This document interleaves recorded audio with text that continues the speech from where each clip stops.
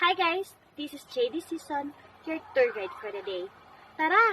Samahan nyo kami i-adventure at i-explore ang Baler.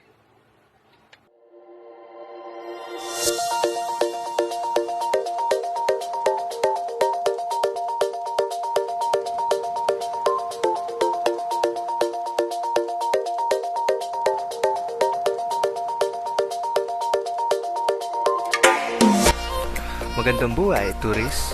I am Paul Eugene Nicanor, or you can call me Paul, your tour guide for today, and today we'll be exploring more tourist destinations in Baler.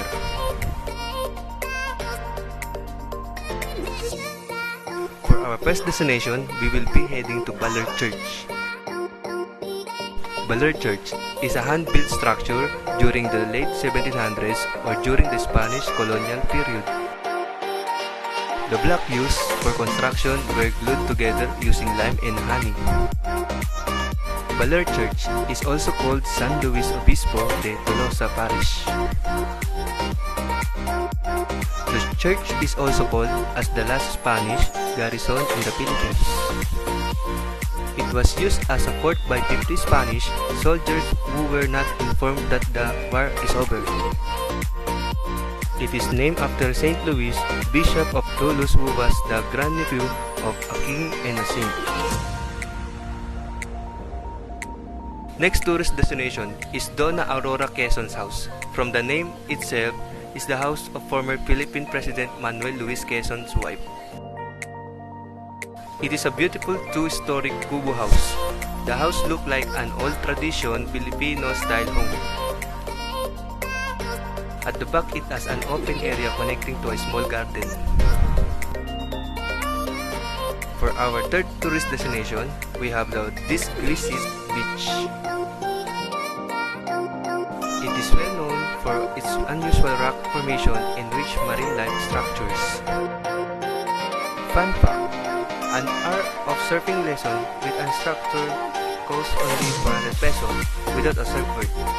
But if you want to just borrow a board, it will cost you 200 pesos. For our fourth tourist destination, Anyao Rock Formation, also known as Anyao Islets. It is located on the tip of Baler Bay and a bend away from the lighthouse. It is composed of 6 big rock formations composed of Anyao Islets, and it's part of the attraction in Ticasalarin Beach. And for our last destination, we will be heading to Sabang Beach.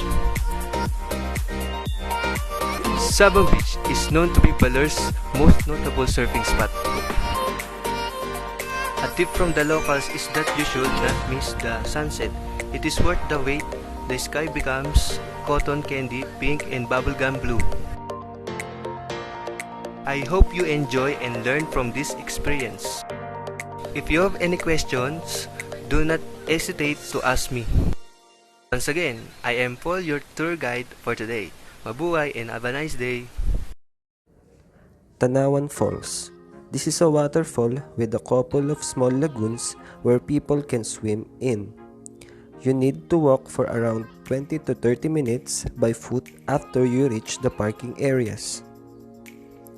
Tanawan Falls may be considered as a beginner waterfalls.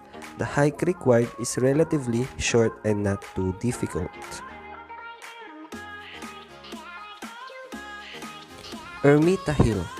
It has a covering an area of 2 hectares and is approximately 40 meters above sea level. It provides a magnificent view of Baler Bay, Dimalangat, and Anyao Islets.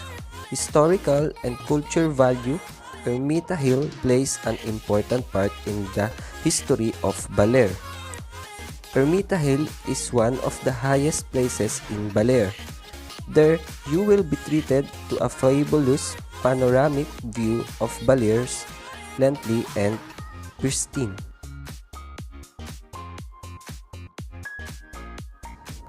Come and discover the stunning town of Dingalan in Aurora.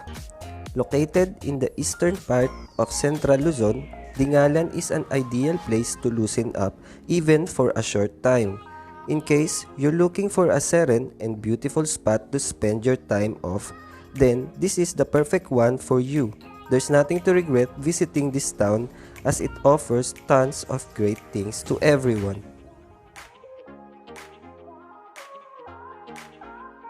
Finally, here's the entry to conclude Baler Escapade series. Before decided to end our tour and head back to Manila, we had a quick stopover in Pasalubong and antique store somewhere in Aurora. Of course, a tour will never be completed without buying souvenirs. Now, listing down things that you should never miss when visiting Baler.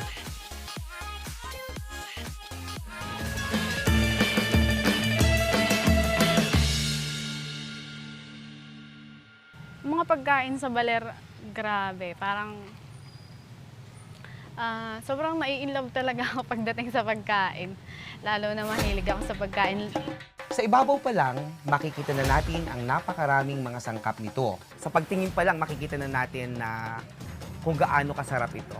Naiba ito sa mga lomi na puntahan ng iba at natikman ng iba sapagkat ginamit natin ang salted egg para magbigay ng kakaibang blending dun sa lasa ng ating lomi. Ang lomi po natin na binabalikan nila ay binubuo ng napakaraming mga ingredients. Kikiam, chicharon baboy, mayroon din atay o lomo ng baboy, lug na pula, at iba't ibang mga gulay.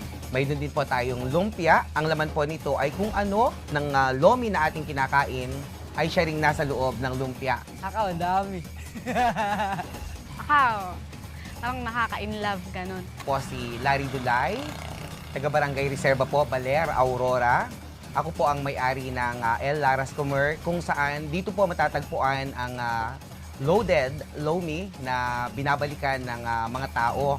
Ang napakasarap na lomi ng Baler.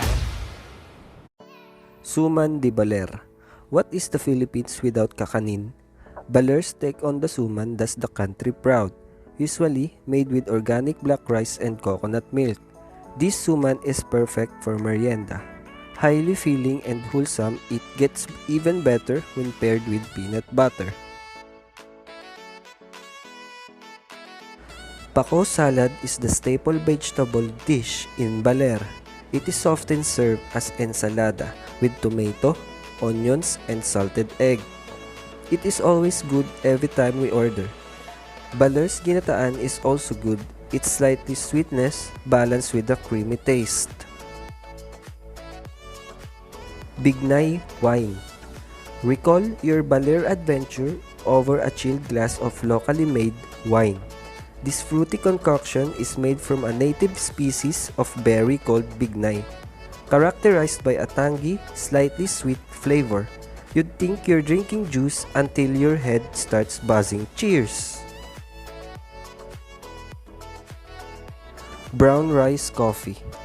For your coffee-loving friends, Asbaha and Farms brown rice coffee is a good pasalubong. This aromatic light blend tastes a bit like a roasted suman de Baler. Quite delicious with peanut butter. Everything's better with Baler peanut butter. It's also packed sustainably in glass jars, which I'm sure you'd able to reuse. Win-win. Peanut butter. Like it in almost forms. Chunky, sweet, light creamy plain. Name it. The Provincial Tourism Office of Aurora. Instead, try Nanay Pasing peanut butter.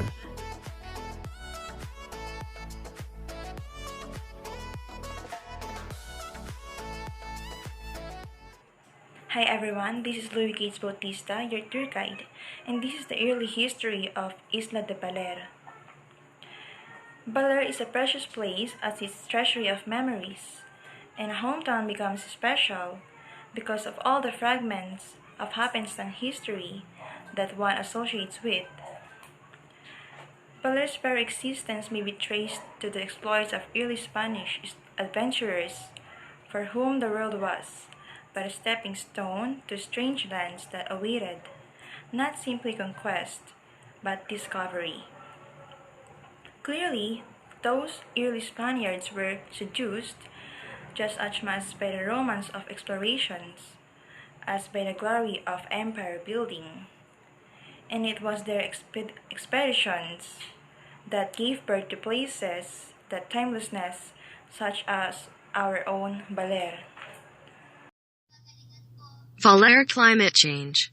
Baler is 10 meters above sea level. This city has a tropical climate. Baler is a city with heavy rainfall.